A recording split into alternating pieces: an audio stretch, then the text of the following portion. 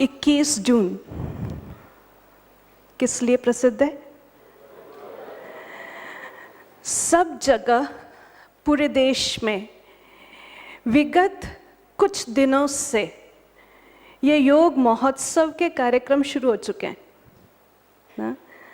एक महीने का 21 मई से लेकर 21 जून तक आप भी शायद जिन जिन स्थानों से आए हैं वहाँ आप इन बातों के बारे में आप चर्चा सुन ही रहे होंगे। और कितनी न सुंदर बात है ना, इस योग महोत्सव के दौरान परमात्मा ने मुझे अपने घर में बुलाया है। स्वयं वो योगेश्वर जिसने डायरेक्ट वो योग सिखाया, वो यूनिक योग, वो बहुत अनोखा योग जिसे हम राजयोग कहते हैं, जो सभी योगों का राजा है, वो आपको सिखाने के लिए उसने अपने घर पे बुला लिया है। आज के समय में हम देखते हैं कि योग आज एक ऐसी दवा बन चुकी है, यूं कहूं हर तरह की समस्या और बीमारी का समाधान। दुनिया में आज इतने साइकोसोमैटिक डिजीजेस हो रहे हैं, कोई और उपचार है ही नहीं, नो मेडिकल ट्रीटमेंट, नथिंग। एक बात कहेंगे, अपने मन को ठीक रखो। कैसे ठीक रखें? जरा डॉक्टर साहब से पूछ के देखें। वो कहेंगे आप मेडिटेशन करो। ये मेडिटेशन है क्या चीज? क्या है ये? किस मर्ज की दवा है ये? आज आप इतने कुछ 2 दिन से आप इतना सब कुछ सुन रहे हैं। ये ईश्वर आपको क्यों दे रहे हैं पता है? आप ईश्वर के घर में पधारे हैं। निश्चित है उसके घर पर बिना उसके बुलावे पर कोई नहीं आता है। वो इतना सब आपको दे रहे हैं।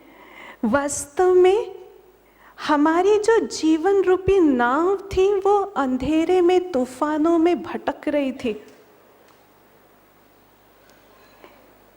वो ये हमें ज्ञान के दिव्य चक्षु मिल रहे हैं, रोशनी मिल रही है, जो शायद आप महसूस कर रहे होंगे कि अब मुझे अपने इस यात्रा में एक रोशनी दिखाई दे रही है कि मुझे अब अपनी जीवन रूपी नाव को किस रास्ते पर ले जाना है।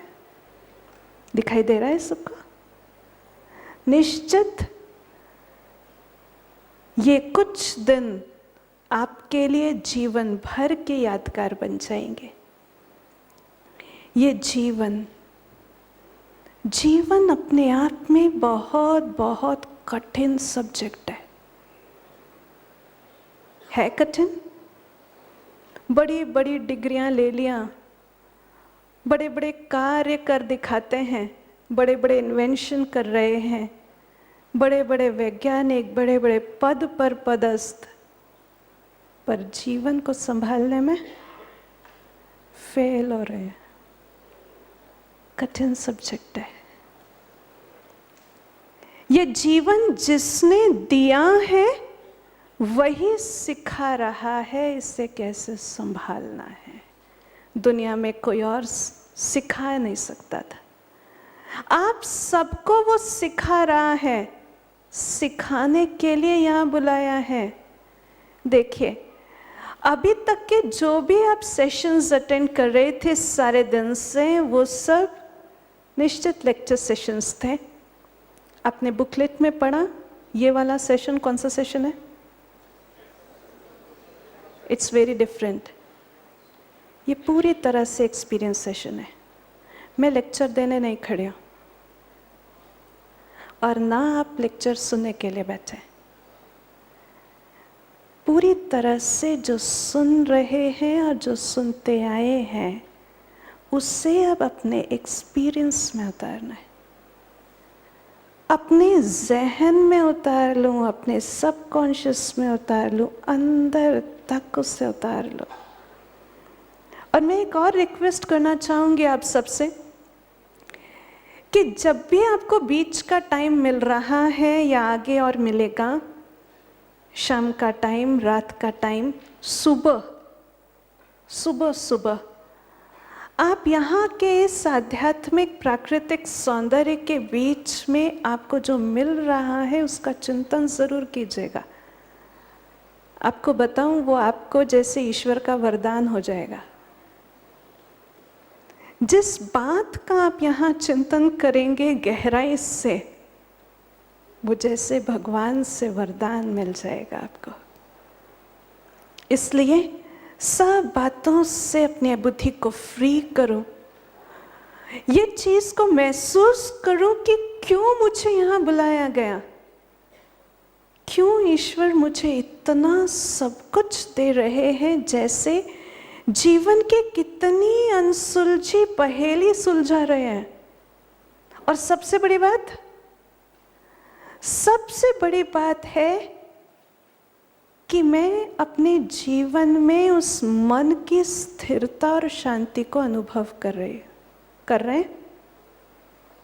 मन की उस स्थिरता का अनुभव कर रहे हैं, स्टेबिलिटी का अनुभव कर रहे हैं, जो सबसे दुर्लभ चीज़ है। मन की ये शांति, मन की ये स्टेबिलिटी। कौन कौन अनुभव कर रहे हैं उस स्टेबिलिटी का? बहुत अच्छे। थोड़ा बैठकर सोचिए। एक रिक्वेस्ट, थोड़ी हम कमर को सीधी करके बैठ जाएंगे। Thank you. अब जरा अपने अंदर चलिए। भले हम एक दो के साथ में बैठे हैं, भूल जाइए। यहाँ हम आए हैं अपने जीवन में कुछ पाने के लिए। यहाँ सिर्फ मैं और मेरा जीवन, सिर्फ मैं और मेरा जीवन। चलिए अपने अंदर, और अपने अंदर विचार करो, मेरा ये जीवन जो आज तक न जाने कहाँ भटक रहा था, ये अचानक कितना न सुंदर मोड़ आया है।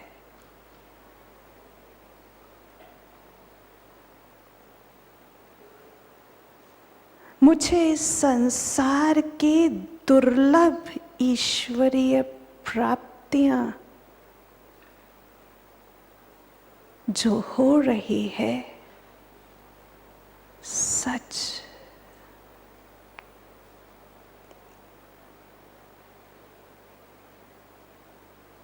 कितनी भाग्यवान हो।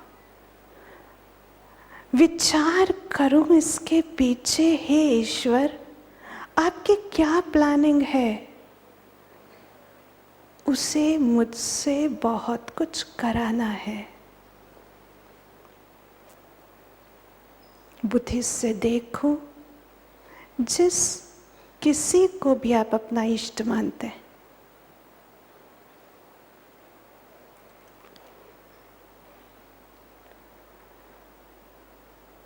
जरूर उसे मुझसे बहुत कुछ कराना है। जीवन में आगे उसकी मेरे लिए बहुत सुंदर प्लानिंग है।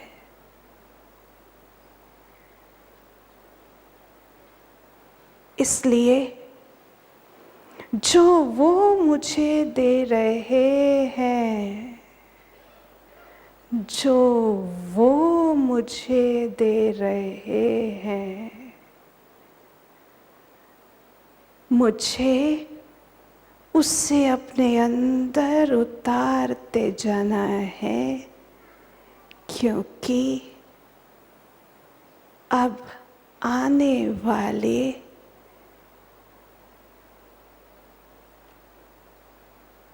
अनेक परिस्थितियों के समय मुझे अनेकों को उसे देना है।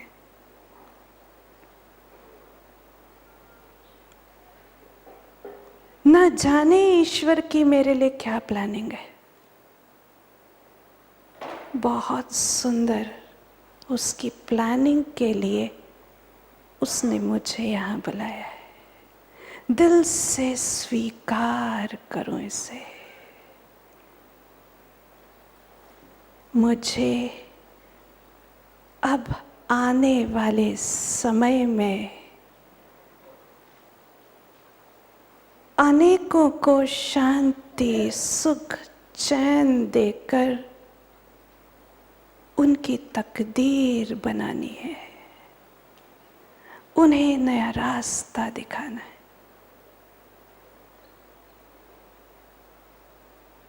मानो वो ईश्वर पिता मुझसे कह रहे हैं,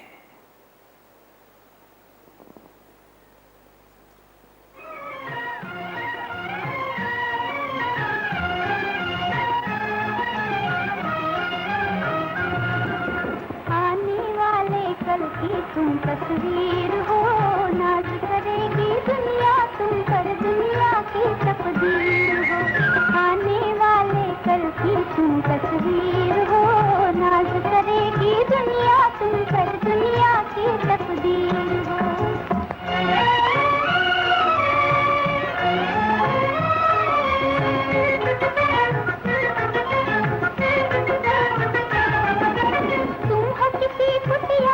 दीपक जग में उजाला कर दोगे, भोली भाली मुस्कानों से सबकी झोली भर दोगे।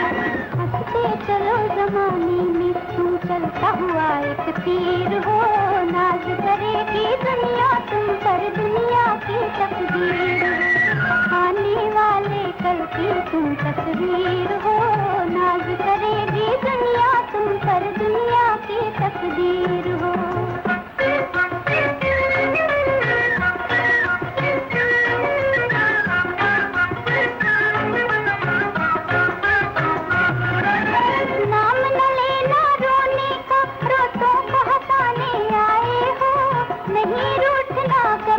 तुम रूठों को मनाने आए हो, नाम न लेना रोने का, रोतों को हंसाने आए हो। नहीं रूठना कभी कि तुम रूठों को मनाने आए हो। जो रूठी तकदीर बदल दे तुम ऐसी तदबीर हो, नाज करेगी दुनिया तुम पर, दुनिया की तकदीर। और इसी दुनिया की तकदीर बनाने के लिए सबसे महत्वपूर्ण टूल, साधन है मेडिटेशन। वास्तव में ये जो मेडिटेशन शब्द है, ये मेडिटेशन शब्द लैटिन भाषा के मेडरी शब्द से आया है। मेडरी का अर्थ होता है टू हील। हील माना उपचार करना। साइंस की भाषा में अगर हीलिंग को समझें, कहीं पर भी चोट लगती है तो उसकी हीलिंग कैसे होती है? मेडिकल साइंस क्या करता है? कहीं पर चोट है, अर्थात कहीं पर अगर उसका उपचार करना है, उसे हील करना है, तो जो सब्सटेंस की वहां अभाव हो जाती है, उस अभाव को वो भरने के लिए वैसी ही चीज दी जाती है जो उस अभाव को भरने में मदद करती है। शरीर की चोट का तो हील करना फिर भी सहज है, आत्मा की हीलिंग कैसे करेंगे? मन की हीलिंग कैसे करेंगे? वास्तव में देखें तो आज सबसे ज्यादा अस्थिरता का कारण भी यही है। चारों तरफ आप देखिए अस्थिरता, और अस्थिरता का कारण, अनस्टेबिलिटी का कारण एक पल भी मन एकाग्र नहीं होता है। कोई मेरे सामने आता है वो मुझसे बहुत अच्छी बातें कर रहा है, बहुत प्यार भरी बातें कर रहा है, मेरे को बहुत सुख देने आया है, लेकिन मेरा मन कहाँ दौड़ पड़ता है? दौड़ पड़ता है वो पुरानी बातों में। कभी उसने मुझे दुख दिया था, कभी उसने मेरे साथ ऐसा व्यवहार किया था। चंचल मन दौड़ पड़ता है, अरे सामने तो देखो वर्तमान में वो क्या लेकर आया है। पर उसको जो चोट लगी है, जैसे शरीर में जब चोट लगती है, मान लीजिए घुटने में कहीं चोट लगी है, चलते चलते हल्का भी कोई चीज सामने आती है तो उसमें वापस क्या होता है? वही दर्द वापस आ जाता है। उसके पीछे कारण क्या है? कि अभी तक वहां हीलिंग नहीं हुई थी। ठीक ऐसे ही हम जीवन के कितनी, बचपन से लेकर आज तक कितनी ऐसी चीजों को अपने अंदर, वो हर्ट, वो दर्द, उसको हम अपने साथ लेकर चले आ रहे हैं। वो दुख, वो अशांति, बचपन से लेकर कोई भी बात अगर मुझे अशांत करती थी, कोई चीज मुझे दुख देती थी, कोई बात से मैं अशांत माना नाराज होती थी, यानी वो चोट, वो कमी मेरे अंदर थी। शांति नहीं थी, सुख नहीं था। और इसीलिए बार बार जब जब कुछ आता है, मैं बार बार उसी दर्द में चली जाती। और फिर दोष किसको दूंगी? दोष दूंगी इस टेबल को, तुम सामने क्यों आते हो। दोष दूंगी इस कपड़े को, तुम बार बार उसमें क्यों सामने आते हो। पर असली कारण क्या है? उसकी हीलिंग नहीं हुई थी। मेडिटेशन एकमात्र ऐसा साधन है दैट हील्स, जो अंदर तक आत्मा की हीलिंग करता है। यहां देख रहे हैं आप, आपकी हर प्रकार की व्यवस्था के लिए सुबह से लेकर रात तक कितने सेवाधारी लगे हुए हैं। हर एक का वो मुस्कुराता चेहरा, वो अथक, वो ऊर्जा, कहां से आती है ये? What is the source? हम सब तो इतने खाली हो चुके हैं जो हम वो ऊर्जा को दूसरों से मांगते हैं, अपेक्षा करते हैं ये मुझसे शांति से व्यवहार करे, अपेक्षा करते हैं ये मुझसे प्रेम से व्यवहार करे। क्यों? क्योंकि मेरे पास नहीं है ना, मुझे उससे चाहिए। और किन से मांग रहे हैं? किन से मांग रहे हैं? जो बेचारे खुद खाली है ना, जो खुद खाली है उनसे मांग रहे हैं। मिलेगा? कभी नहीं मिल सकता है। तो वास्तव में हमारी जो अस्थिरता का कारण यही अभाव था, क्योंकि अस्थिरता का कारण है असंतोष और असंतोष का कारण है अभाव। कोई चीज मुझे नहीं मिल रही है, किसी चीज का नुकसान, किसी चीज का अभाव, कोई चीज की हानि, ये मुझ में असंतोष पैदा कर देती है। तो परमात्मा ने आकर सबसे पहले आकर हमें अपनी पहचान दी कि तुम हो कौन।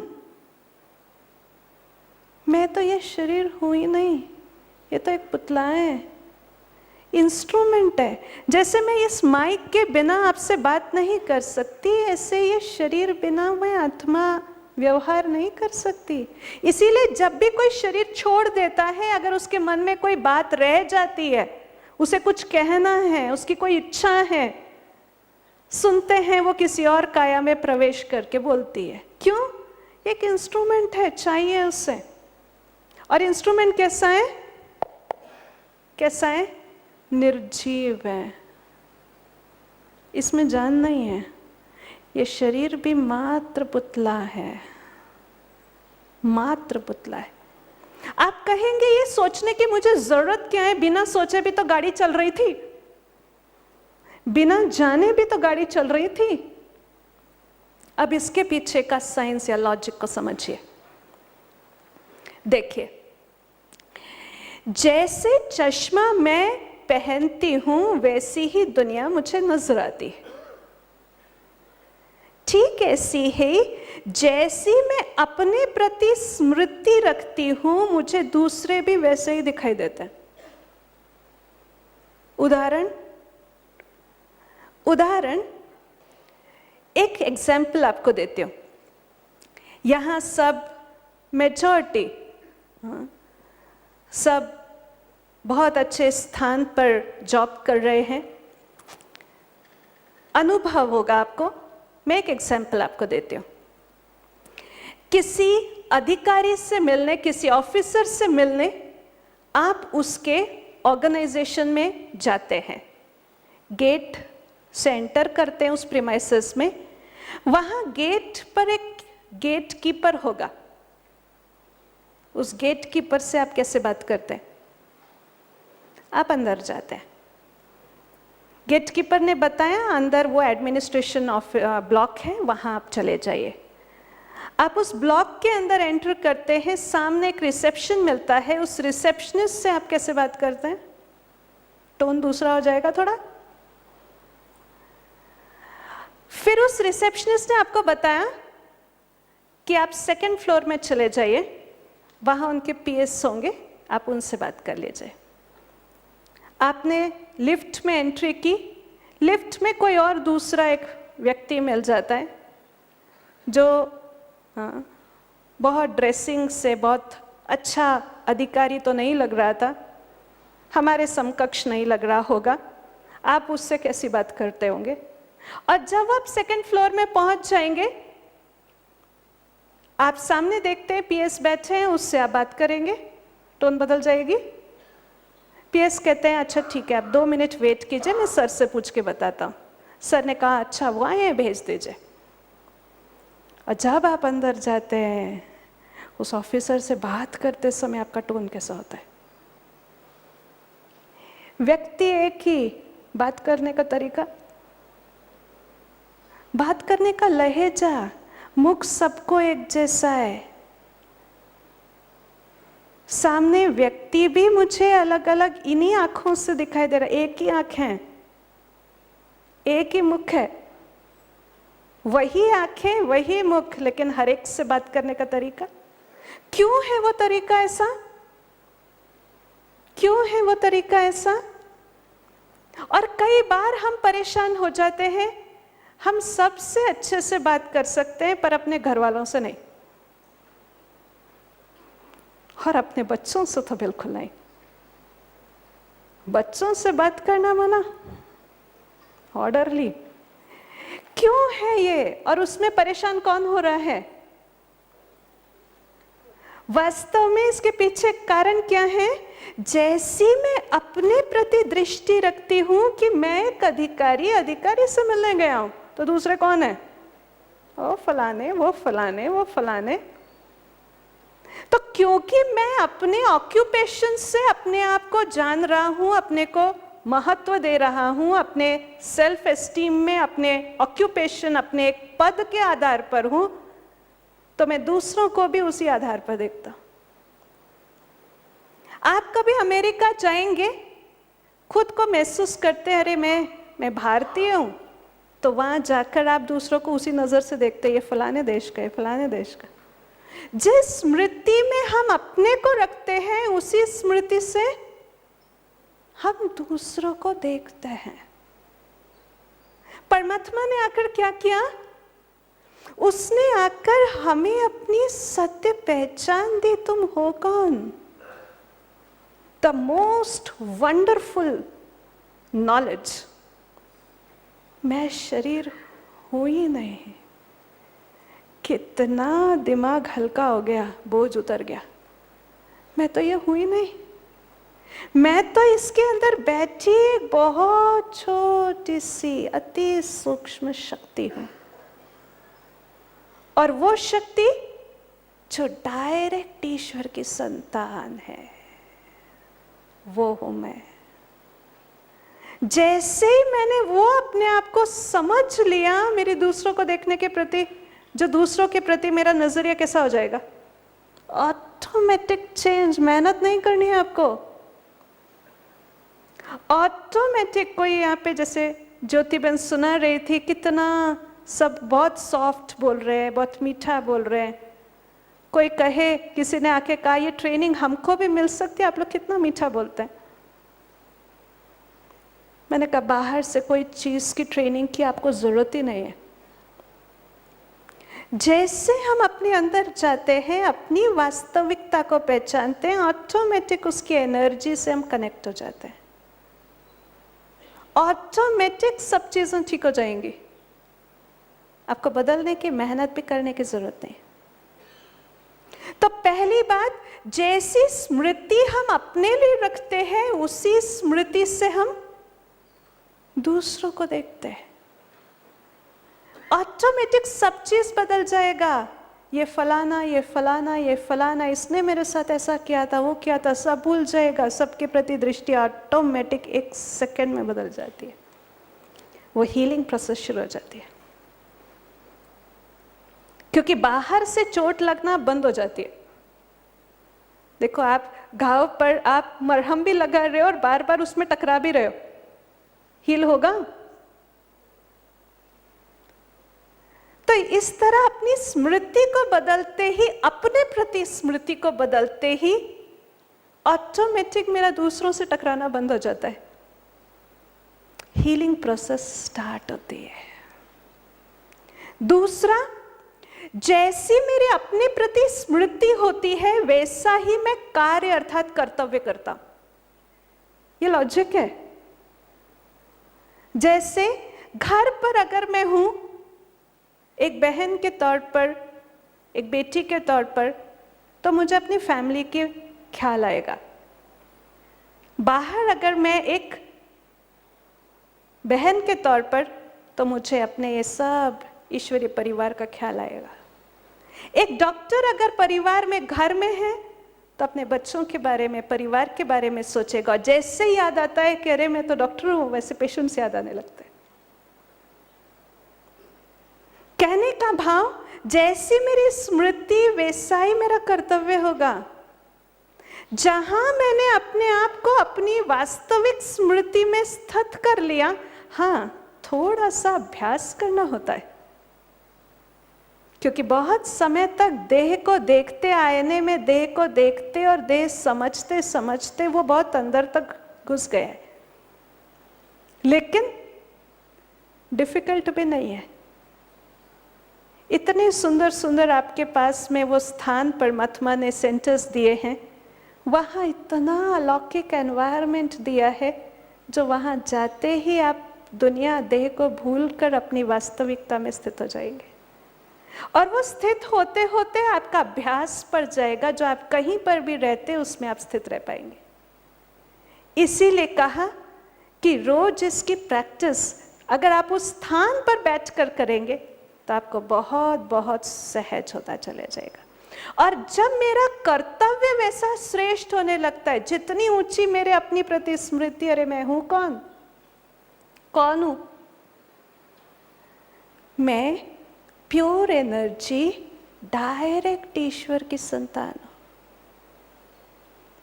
Direct, I am the child of supreme sitting here, the child of supreme sitting here, the child of supreme sitting here। यह है हमारी पहचान। तो आपका कार्य कैसा होगा, आपका कर्तव्य कैसा होगा? ऑटोमेटिकली। साइंस हमें पीछे के लॉजिक को सिखाता है। अंदर की उस छोटी सी चीज को ठीक कर दो, बाहर सब कुछ ठीक हो जाता है। एक पंखा आवाज कर रहा है, एक अनजान व्यक्ति परेशान होता रहेगा, इसको ठीक करो, हाँ बहुत परेशान हो रहे हैं, इरिटेट कर रही है ये आवाज। लेकिन एज एन इंजीनियर आप कहेंगे अरे एक कंडेंसर या हाँ उसमें जो बेयरिंग है वो कहीं ना कहीं कुछ खराबी आ गई होगी, चेंज कर देते, ठीक कर देते। एक छोटी सी चीज के ठीक करते ही सब ठीक हो जाते। ठीक ऐसे ही परमात्मा ने आकर हमें वो चीज सिखाई, अंदर के उस चीज को समझो, उतना सा ठीक करते ही आपका व्यवहार सब बदल जाएगा। क्या चेंज करना है? I, a pure energy, is the child of Supreme sitting here. The child of Supreme sitting here. ईश्वर की संतान यहाँ बैठी है।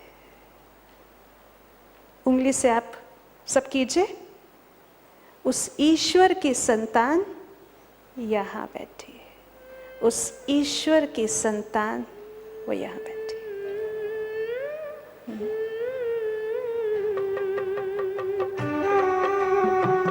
महसूस करो वो ईश्वर की संतान। हम इस तन में आए हैं तो निश्चित हमारा कार्य कैसा होगा?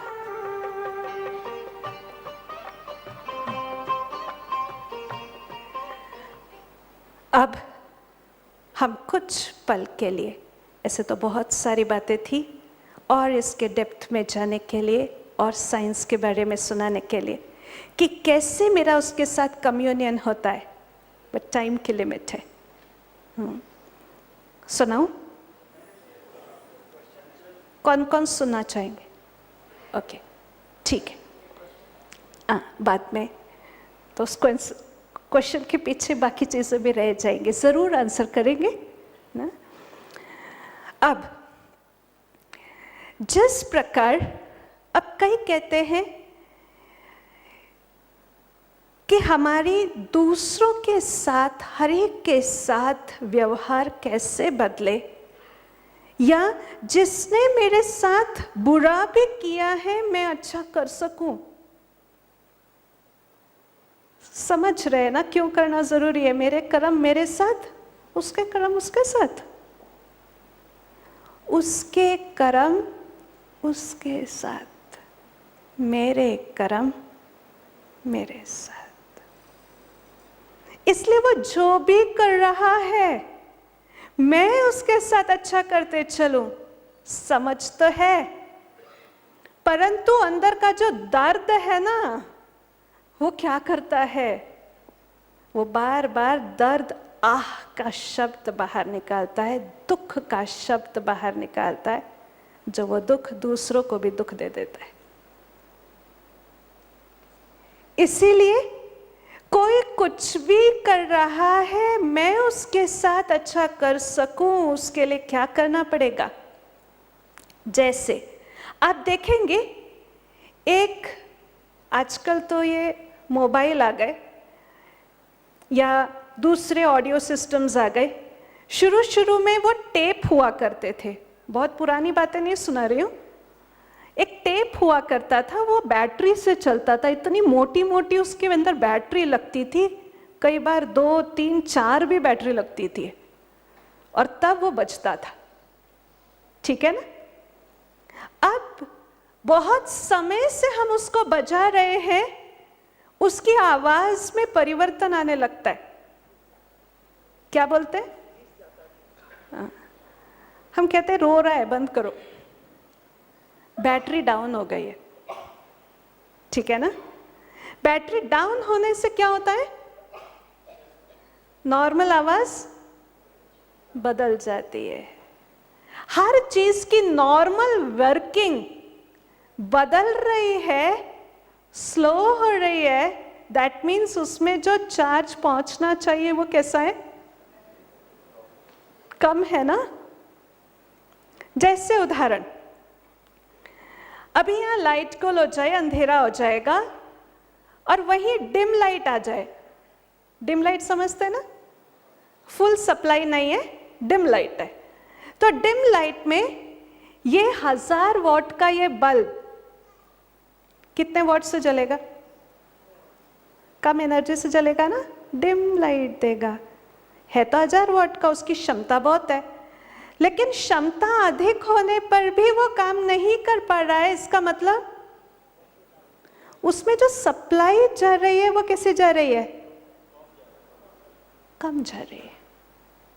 ठीक ऐसे ही मैं जो आत्मा, मुझे जो चीज करनी चाहिए वैसा मैं नहीं कर पा रही हूं, उसके पीछे कारण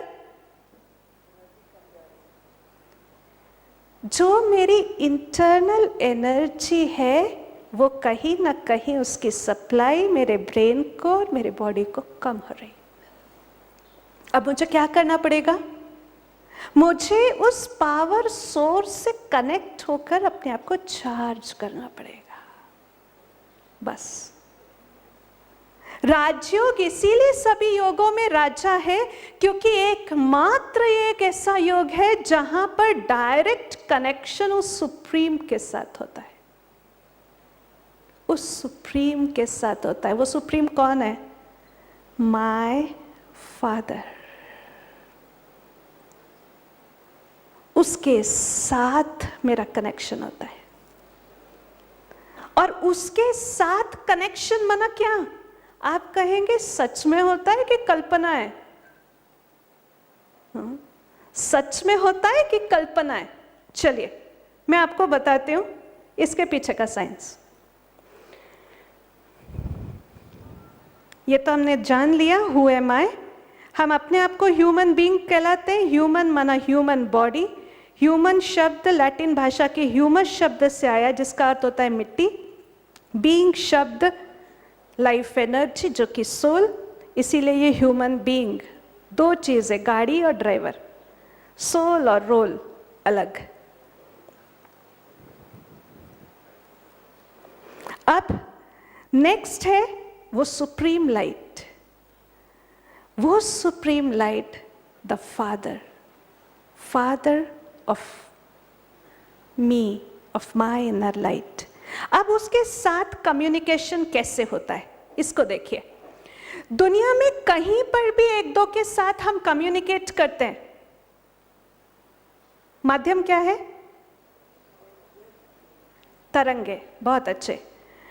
हम यहां मोबाइल में बात करते हैं, मीलों दूर बैठे व्यक्ति से बात कर लेते हैं। और वंडरफुल बात सुनाऊं, मैं यहां मोबाइल में बात कर रही होंगी ना, मेरे सामने बैठा व्यक्ति सुन नहीं पाता है, मीलों दूर बैठा व्यक्ति सुन लेता है। यह तरंगे हैं। तरंगे जिस डायरेक्शन में फ्लो हो रही हैं, ये तरंगों से हम एक दो के साथ कनेक्ट होते। कोई तार नहीं जुड़ी है, तरंगे हैं। तरंगे दिखाई नहीं देती, ठीक है। अब ये जो तरंगे हैं, यहां पर भी बहुत सारी तरंगे, हमें नहीं पता। एक रेडियो या ट्रांजिस्टर को आप रखिए, उसको अलग अलग फ्रीक्वेंसी में ट्यून कीजिए, आपको अलग अलग तरंगों को वो कैच करेगा। माइन्यूट फ्रीक्वेंसी चेंज वो तरंगों को कैच करता है। अर्थात जो हमारा इस दुनिया में जितने भी कम्युनिकेशन के साधन हैं, वो वर्क करते हैं इलेक्ट्रोमैग्नेटिक वेव्स के आधार पर। जो हमारा ये मोबाइल फोन है, ये क्या करता है? ये हमारी आवाज को इलेक्ट्रोमैग्नेटिक वेव्स में कन्वर्ट करता है और उसको उस डायरेक्शन में भेज देता है। ठीक ऐसे ही उस सुप्रीम के साथ मेरा कनेक्शन, उस सुप्रीम के साथ मेरा कनेक्शन, उसका आधार क्या है? Thought waves. वैसे भी परमात्मा के लिए कहते हैं कि उस तक क्या पहुंचती है? मन के भाव पहुंचते हैं। और सबसे पावरफुल है आपके मन के विचार। दुनिया में सबसे शक्तिशाली आपका मन कहा जाता है। दुनिया में सबसे शक्तिशाली चीज है आपका मन। और उस मन में जो विचार उत्पन्न हो रहे हैं, उसकी तरंगे कैसी होंगी? कितनी पावरफुल है, जो डायरेक्ट उस परमात्मा तक पहुंचती है। जिस प्रकार आप देखेंगे कि लाइट वेव्स को हमारी आंखें सेंस करती है, ध्वनि की तरंगे हमारे कान सेंस करते हैं, वैसे ही हमारे विचारों की तरंगे वो परमात्मा सेंस करते हैं। जितनी उन थॉट्स में, उन विचारों में प्योरिटी है, जितनी उन विचारों में सच्चाई है, उतनी उसकी वो शक्ति है। आप कहेंगे कि आज तक भक्ति में भी तो हम उसे याद करते थे, कनेक्ट तो हुए नहीं। कनेक्शन का मतलब कहीं पर भी आप बात कर रहे हैं, अगर आपका कनेक्शन ठीक है तो कैसे पता लगेगा? मेरी बात उस तक, उसकी बात मुझ तक, यानी कनेक्शन ठीक है, ठीक ऐसे ही परमात्मा से मेरा कनेक्शन तो हुआ ही नहीं। मैं तो यहाँ से प्रार्थना पे प्रार्थना गाए जा रहा था, वो तो मुझे कुछ भी नहीं कह रहे थे। तो वास्तव में मेडिटेशन में क्या होता है, अब इसको समझिएगा। जब भी आप किसी से बात करते हैं तो उसमें दो चीजें होती है। एक, आपको नंबर डायल करना पड़ता है। क्यों? बिना नंबर डायल किए क्यों बात नहीं हो सकती है? कई बच्चे नहीं ऐसे उठाते हैं, हेलो शुरू हो जाते हैं, पर नंबर डायल करना पड़ता है। क्यों? क्योंकि जो आप बोलेंगे, जो तरंगों में वो कन्वर्ट होती है, वो इलेक्ट्रोमैग्नेटिक वेव्स की जो फ्रीक्वेंसी है, वो उस नंबर के आधार पर सेट होती है। कोई कहे कि 10 डिजिट में से मुझे 9 तो पता है, 1 ही तो नहीं पता है, पर वो कहीं और जाके कनेक्ट हो जाती है, क्योंकि वो माइन्यूट फ्रीक्वेंसी चेंज वो कहीं और कनेक्ट हो जाएगी। वो फ्रीक्वेंसी जिस डायरेक्शन में, उस फ्रीक्वेंसी जब वो वेव्स ट्रैवल करती है और जिससे वो मैच करती है, वही चीज उसको रिसीव करती है। साइंस के भाषा में इसको कहते हैं रेजोनेंस। जिसके साथ वो तरंगे मैच करती है उसी को वो कैच करते हैं। ठीक है, अब परमात्मा के साथ मुझे कनेक्ट होना है, क्या नंबर डायल करूं? हम जो विचारों की तरंगे भेज रहे थे उसके साथ फ्रीक्वेंसी मैच ही नहीं कर रही थी, उसके बारे में पता ही नहीं था। कौन है वो, कैसा है वो, हिट एंड ट्रायल कितने नंबर डायल कर रहे थे हम, कनेक्शन होगा? तो वास्तव में राजयोग में क्या होता है, मन और बुद्धि, आपको ये कल सुबह के सेशन में आपको परमात्मा का परिचय मिलेगा और अगले दिन के सेशन में आपको उसका डिटेल विधि मिलेगी, कैसे उसके साथ कनेक्ट होते हैं। तो वास्तव में मैं सिर्फ यहां पर बैठी हूं आपको उसके पीछे का साइंस बताने के लिए। सच में परमात्मा के साथ कनेक्शन, सच में, not based on blind faith, अंधविश्वास के आधार पे नहीं। हम जहां बैठे हैं ये कहलाता है विद्यालय। विद्यालय माना समझ के साथ, और जितना समझ के साथ हम चलते चले जाते हैं, इसको हटा देंगे स्टेबल को, जितना समझ के साथ हम चलते चले जाते हैं, उतना ही जीवन से अंधेरा हटने लगता है। जीवन का हर कार्य करते हुए उसके साथ कनेक्ट होकर हम अपनी जीवन नैया उसके अनुसार चलाते। इसी का ही यादगार महाभारत में दिखाया कि युद्ध के दौरान भगवान खुद सारथी बन गए। युद्ध करना, युद्ध करने से भगा नहीं लिया, छुड़ा नहीं लिया, युद्ध के मैदान में था, लेकिन स्वयं भगवान सारथी बन गए। तो विजय निश्चित है। ठीक ऐसे ही हर कार्य करते हुए भगवान मेरा साथी बन जाता है, गाइड बन जाता है, हर कार्य सहज हो जाता है। चलिए कुछ पल के लिए इन्हीं अनुभूतियों में चलेंगे। ये नाव, ये मेरी जीवन की नाव है। रेड लाइट हो जाएगी,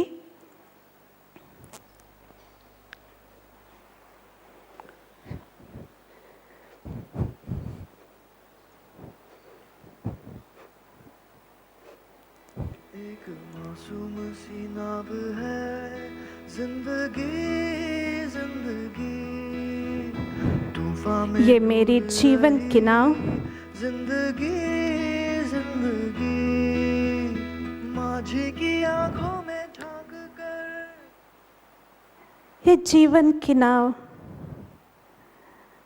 जिसे मैं वर्षों से संभालती चली आ रही थी, चलूं अपने आप से बात कीजिए, भूल जाऊं सब कुछ। ये बहुत अनोखे दुर्लभ पल है मेरे जीवन के, अमूल्य पल है मेरे जीवन के। सब बातों से समेट लो अपने आप को।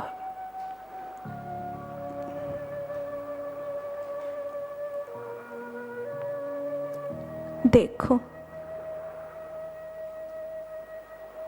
मेरी अपनी ये जीवन नैया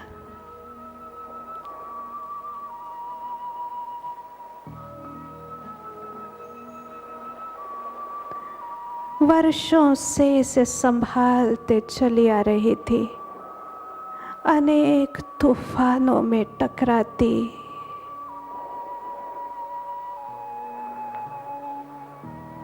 इसे संभालने की कोशिश करती रही।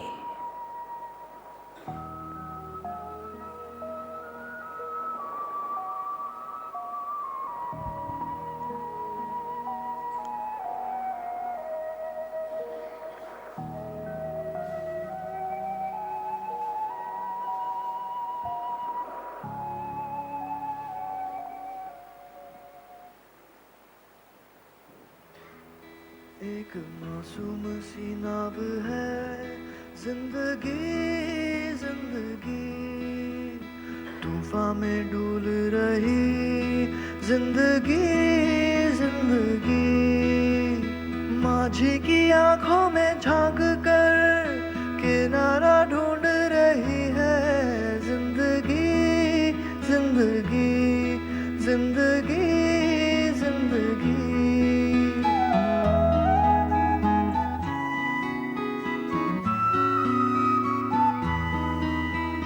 बादलों का शोर बहुत तेज हवा चल रही है, तेज हवा चल रही है। इकलो माझी के हाथ में, इकलो माझी के हाथ में आँख मूंद है जागी हुई, आँख मूंद है जागी हुई। एक मासूम सी नाव है जिंदगी, जिंदगी तूफान में डूल रही जिंदगी, जिंदगी।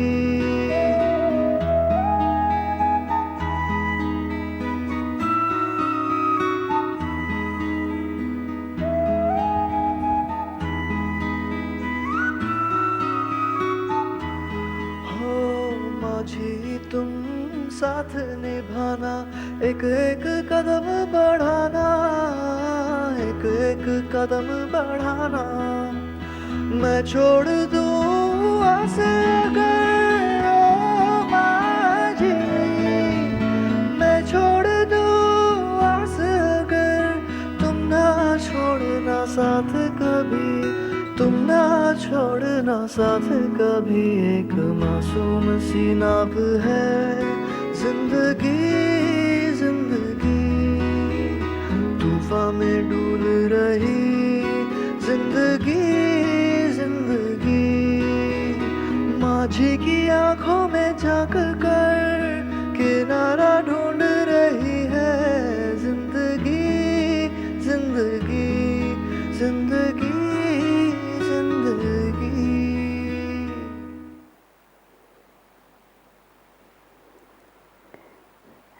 मेरी यही जिंदगी की नाव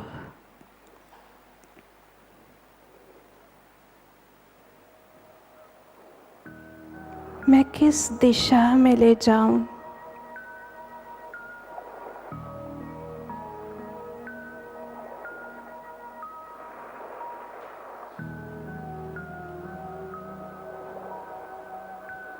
किसके सहारे ले जाऊं। मैं अपने आप से पूछती थी।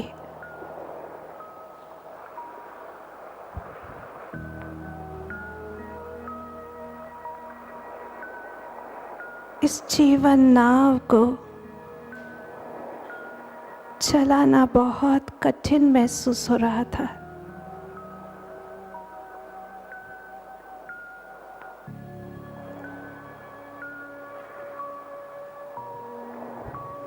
मैं सहारा ढूंढ रही थी। सोचती हूँ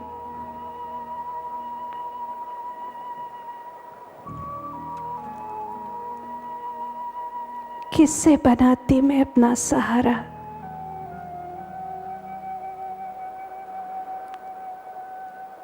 क्योंकि हरेक की नाव, हरेक की जीवन रूपी नाव तो खुद ही तूफानों में हिचकोले खा रही थी।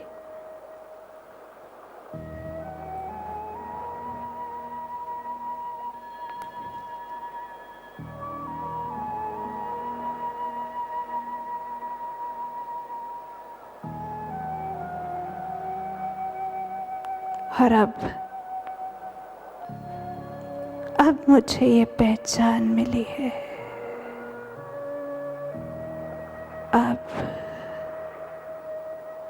अब मुझे वो रोशनी मिली है।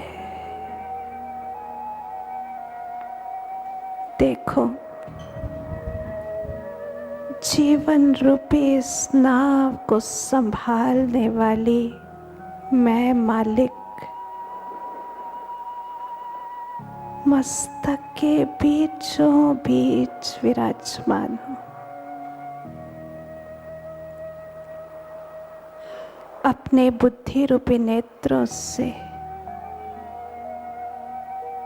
सहज भाव से स्पष्ट रीति देखने का प्रयास करो, एकाग्रता के साथ।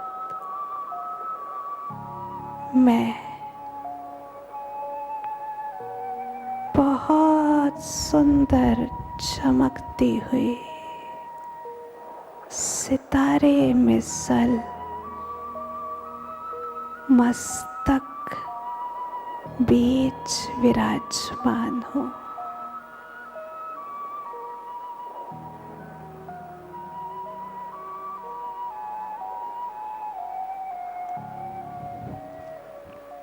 बहुत प्योर, अति शुद्ध।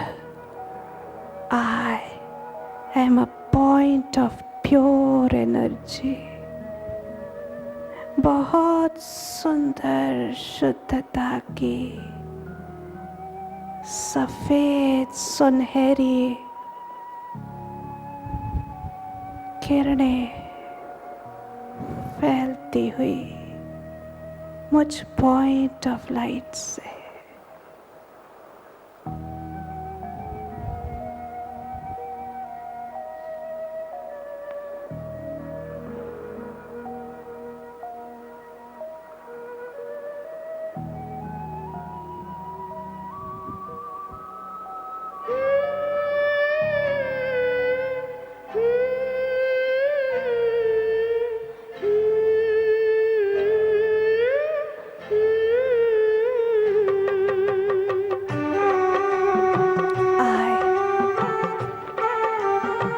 The child of supreme point of light.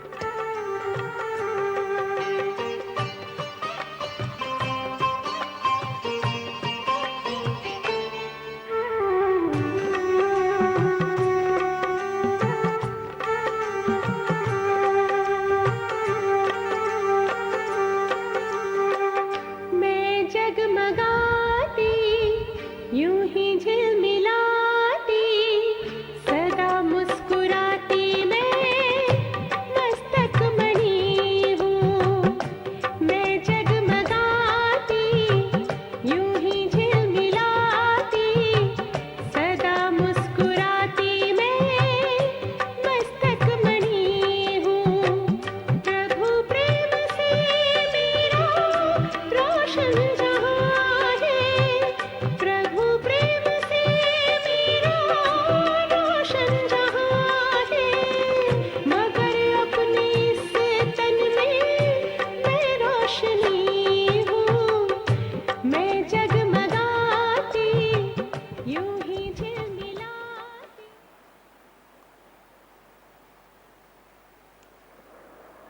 मैं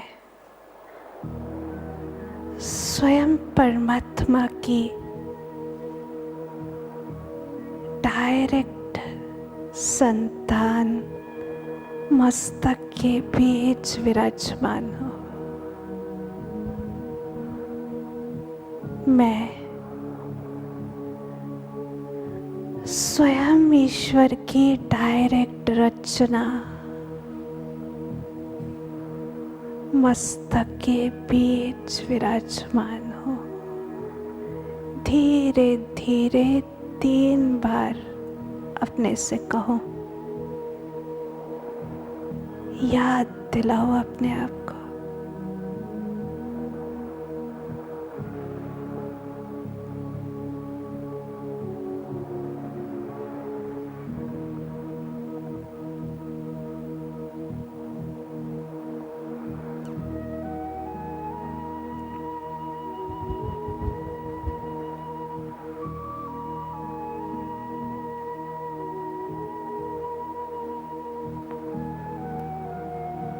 मैं डायरेक्ट ईश्वर की रचना होने के कारण उसने मुझे वो हर गुण और शक्ति दी है।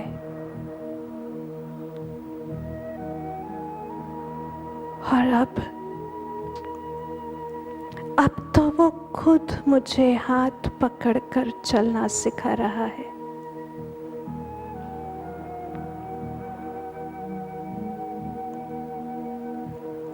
मुझे अब दिल की गहराई से महसूस होने लगा है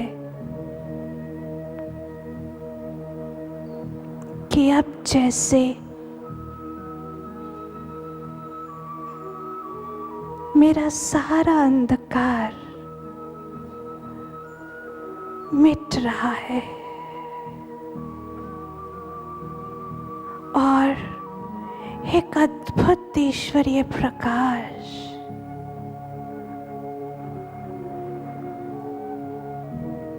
मेरे इस जीवन नया को रोशन कर रहा है।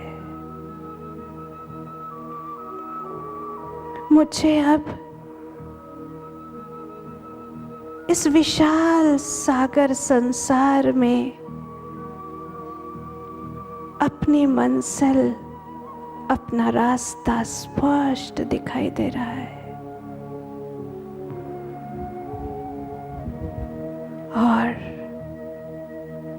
और तो और स्वयं ईश्वर पिता, मेरे पिता,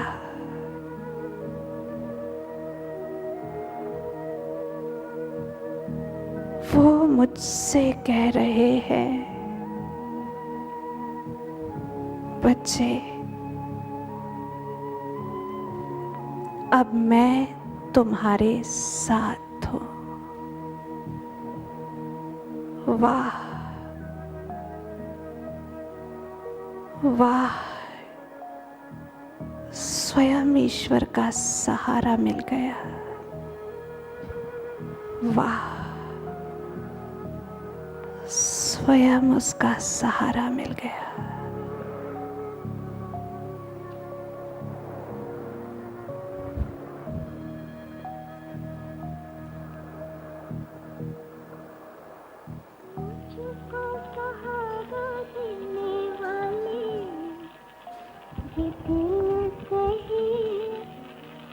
शुक्रिया हो मुझको सहारा देने वाले, ये दिल कहे तेरा शुक्रिया।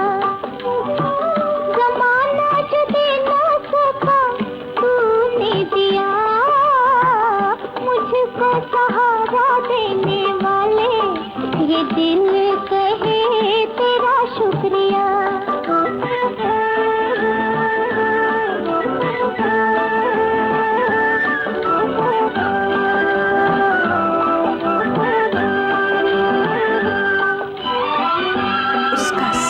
पाकर कब से भटकते थे राहों में हम,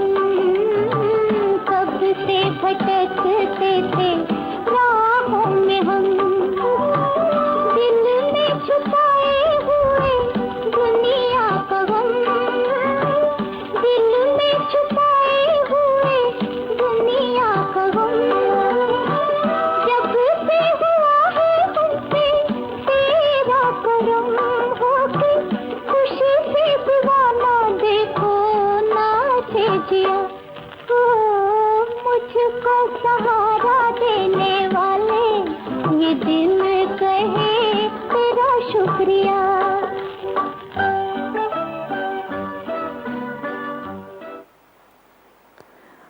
उसका सहारा पाकर दिल गा रहा है, और अब उसके इन्हीं मेहरबानियों के अंदर ही अंदर दिल से गुणगान करते संकल्प करूं अपने आप से कि हे ईश्वर, ये जीवन की नैया अब तुम्हारे हवाले। जैसा आप कहोगे, जैसा आप चाहोगे, वैसा ही अब इसे बनाना है। सच कितनी न मेहरबानियां है उसकी। ओम शांति।